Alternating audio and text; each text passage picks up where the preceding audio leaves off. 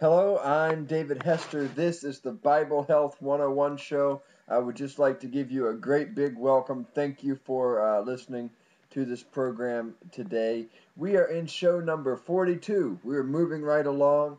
We are just now picking up in week 10 of the information that I learned at the Life Extension Center in Houston, Texas. Okay, where I trained to be a certified nutritional consultant. Okay, and in week 10 we're going to cover things like oxygen and breathing.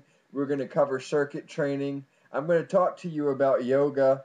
We're going to talk about techniques to burn fat and weight gain. Okay, so we have a lot of exciting things here for you, in store for you. Today, we're going to talk about oxygen and breathing exercises. However, I also want to say that today at 12 o'clock, that's 1 hour from now, Paul and Ann Malcolmus of Hallelujah Acres will be live on my radio show. They are going to be answering all kinds of questions relating to the biblical diet and how we're supposed to incorporate that into our lifestyle. Right now, I'm sitting back enjoying a fresh glass of wheatgrass juice. It is so wonderful, and this is how I start my day each day. Now, since we're going to talk about exercising at some point in here, and with the circuit training, I just want you to know that if you've not been exercising regularly, you've got to check with your doctor. Okay, you've got to check with your health care professional before beginning an exercise program. So any exercises that I recommend, you need to just go ahead and check out. Make sure that you're okay to do these things. Now, there's 75 trillion cells in the human body, okay? And every one of those cells needs oxygen, okay? And you see, once the oxygen gets into those 75 trillion cells, it produces something called ATP. And a shortage of ATP will bring symptoms like exhaustion, to disease. Anything from exhaustion to disease could happen with the shortage of ATP. I cannot say shortage today.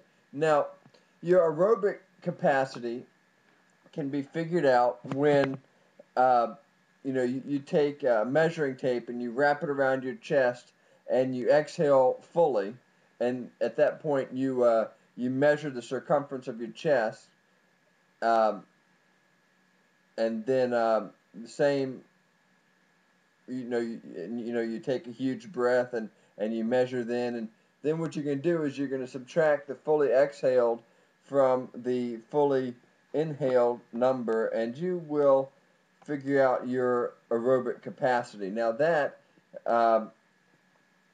let me give you an example. Like if your measurement was exhaled at 34 and inhaled at 40, then your aerobic capacity would be a number 6, 40 to 34. So if you refer to the aerobic capacity chart to determine whether your aerobic capacity is poor, normal, or excellent. So 1 through 5 is poor aerobic activity, 6 through 10 is normal, and 11 through 15 is athletic.